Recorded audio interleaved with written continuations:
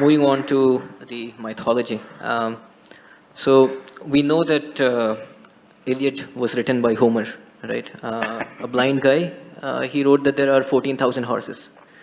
But since we know that he could not have seen it for himself, we believe that there's some sort of historical, storytelling going on there. Would you say? But nowadays, all the scriptures, religious scriptures, are taken as gospel. So should we also believe that there is myth making in Ramayana, in Mahabharata, and that taking them as gospel rather than just work of literature is wrong?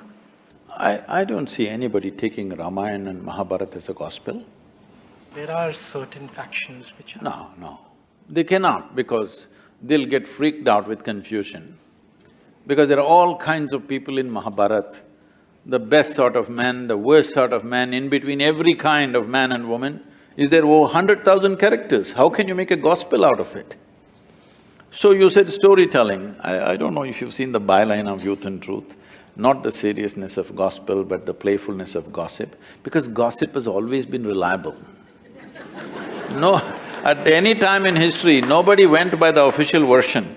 Whatever the official version came, people asked around with their friends and relatives what happened. When 5 people said 5 different things, people learned out of their wisdom to extract some truth out of the gossip. But people always relied more on the gossip than the official version, isn't it so? It's not just today, always. However, given that this gossip can lead to a transformation of this truth to an extent where it's lost forever, do you think that's troubling? See, first of all, you're questioning, did it actually happen, right? No. So we are saying that the same argument which you have given is the argument which is usually used these days to say that buildings which were constructed by the Mughals were actually not Mughal structures. Okay. I get the however, point. that's gossip being misinterpreted completely. Now, see, if you come further south, people are questioning whether Rama existed or not, okay? This is just a question of poor memory. When the entire nation has been talking about it for thousands of years, now the problem is your trust in printed word is more than the spoken word, that is the whole problem. But you must understand, this is a oral culture. We always transmitted most significant things orally. You may think it's insignificant because it's not written, but anybody can write it down. People have written it down now it's a printed word. But now somebody questions, did Rama exist or not? Not in one place, in entire culture, when everybody is talking about the same story with minor variations here and there, it could not have been just made up by all the people. So I guess his point was also by bringing in the Iliad example the same, that the war on Troy did happen, but the fact that Homer says that 14,000 horses were there is clearly not truth. Maybe not. Maybe Ram did exist, but other facts which are… other things… See, we are after all Indians, we invented zero. We have certain freedom in using number of zeros. We're taking liberty with that. Don't… see, whether 6,000–7,000 years ago, whether 100,000 men fought or 10,000 men fought, doesn't make a difference. The way the story is said in this country is not for its facts, but for its truth. You're trying to bring out a certain truth. The fact of it, whether 100,000 men fought, 10,000 men fought, what does it matter? You don't have to manage that war today, it's over. So the important thing is, what is there for me to learn from that, all right? If that's a question mark, we can go ahead with that. I guess that was his point itself, that when you look at religious texts, as you would learn from… See, don't call them religious texts, this is nation's history. So let's say if you look at another piece of literature, you would derive learnings from it. Literature is different, history is different. Literature can be fiction. History is written in a dialectical way so that it's always relevant for you. I'm saying 6,000 years ago, whether a man existed or not, what's my problem? Unless he has something to contribute to my life today, isn't it?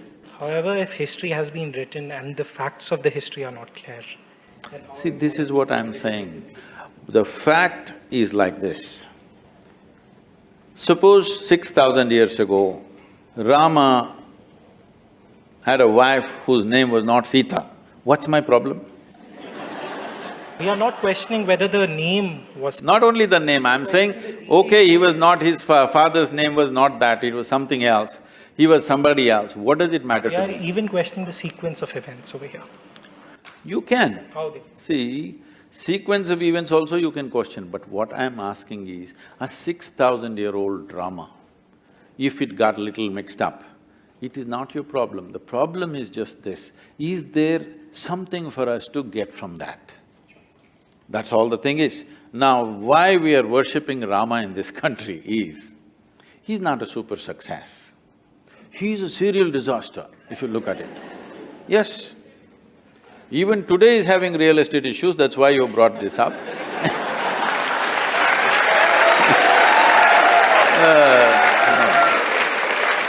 But it is not today alone, it's not today alone. Right from the beginning of his life, he is in trouble and trouble and trouble and trouble.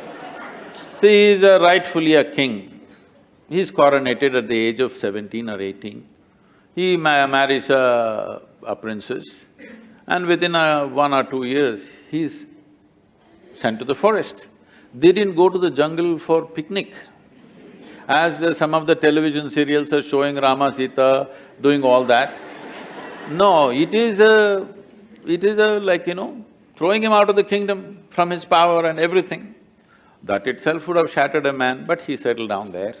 But Rama is also an insecure person who, when Sita came back to him, first she sat through fire. We will come there, don't First jump. she sat… First, let's kidnap her, no?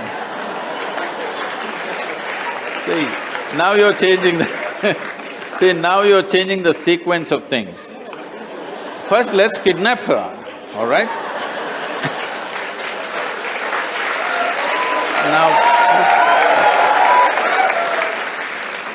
Now, the Sri Lankan people come and kidnap his wife and go away. After all, he is a king. If somebody steals his wife and takes her away some 3,000 kilometers down south, there's no GPS to even find out where is Sri Lanka, all right? At a time like that, being a king, he could have found a local solution. There would be any number of women to marry the men, he's a king. But he goes in search of her, not with a big army, just him and his brother, like ordinary people. If a man has to walk 3,000 kilometers down south, not knowing where she is, whether she is alive or dead or what's happened, then she must mean so much to him, yes or no? Otherwise, why would a man walk that distance? Now, he goes there, he forms a Tamil army, don't forget this. And then there is a fight, kills hundreds of people, burns down a beautiful city, gets back his wife, comes and settles down. Before this, I will tell you, he goes for a year of penance in Himalayas. His brother asks, are you crazy? This man stole your wife and now you're doing penance for his death. He said he had 10 basic qualities, Ravana. Killing those 9, which were horrendous qualities, no penance for me, no repentance for that. But he was also a great devotee and I killed that also. So 1 year of penance the man goes for. This is not a… And then he settles down and his wife is pregnant. You must understand, for a king, his wife is pregnant means it's not just about a child, it's a progeny for his empire and there are many things involved. No sonogram, so he doesn't know whether it's a girl or a boy or boys or girls or anything. But once again, a political situation evolves where he has to send his wife to the forest, which you are saying is insecurity. Not that part. So we can even begin from the first point in which, after he rescues Sita, Sita has to sit through a fire to prove that she is pure. For whom? So that other people will accept her. Because Rama cared about how people saw him. Rama, when he came back, a random dhobi in your kingdom said that Sita I am not like Ram, who will keep a woman in my house, who might have a child which is not mine. For this, Rama sends away Sita again to the forest. That is the insecurity you're talking about. At any point, Rama wanted his people to love him. No, let's come to this properly. Today in our country, there are many kinds of things. I'm asking you, do you want a leader for this nation who puts the people of this nation above his own family and his personal love? I'm asking you. Or do you want a Dhritarashtra, at any cost my son? You want a man who puts the citizens of this country above his family. This is not just another woman for him. He went and fought a battle for her, walked 3,000 kilometers. This is not just another woman. He is living for her, but still he sends her back to the jungle when she's pregnant, knowing fully well that it could be his future for this kingdom. And he's putting… See, it is not just about a dhobi, this is what your mistake… you're taking these things literally. When a dhobi said, what it is being said is ordinary people are talking like this. Ordinary people have no trust in the king, that he's just brought some woman from somewhere and he's made her our queen, because queen is seen as a mother to the nation. We don't want such a woman as our mother, that's what they're saying. She went and lived with some man somewhere. This is what the people of those times are saying.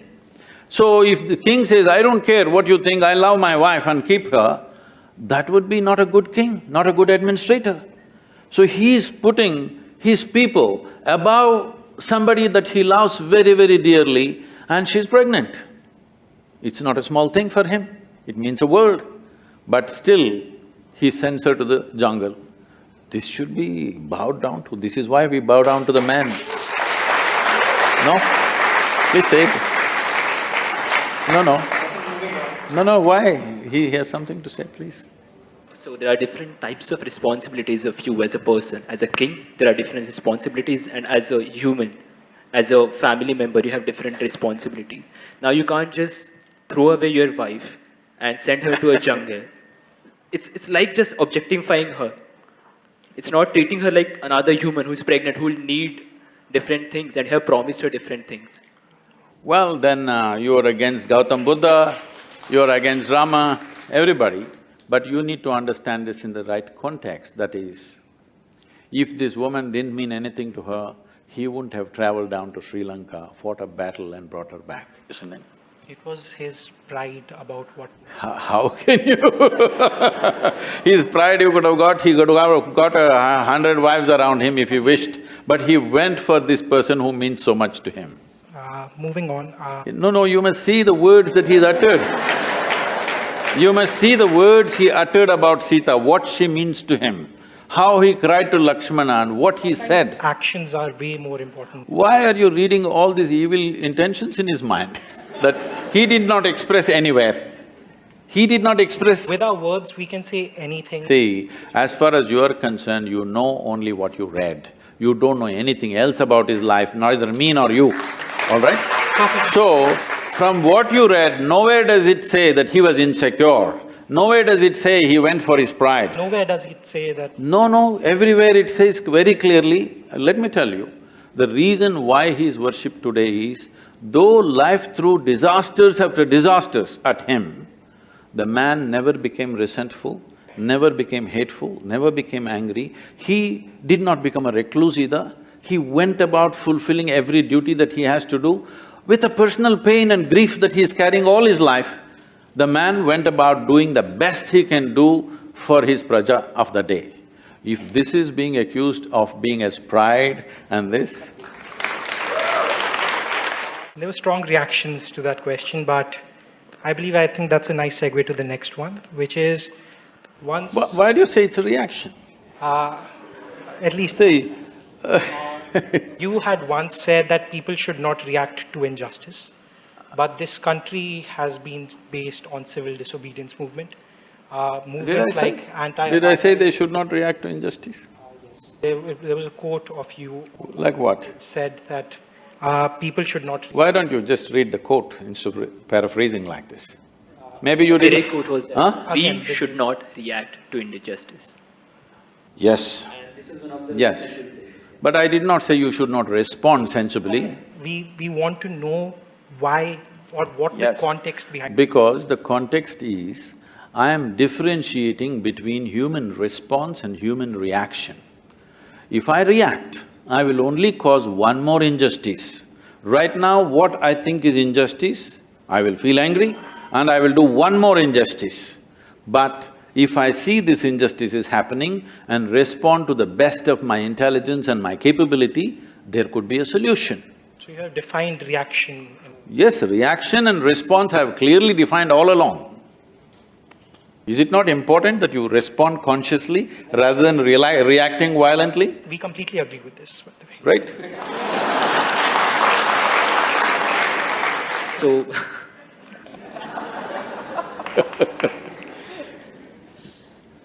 I'm glad your serious face is gone, you're laughing. Now we can talk.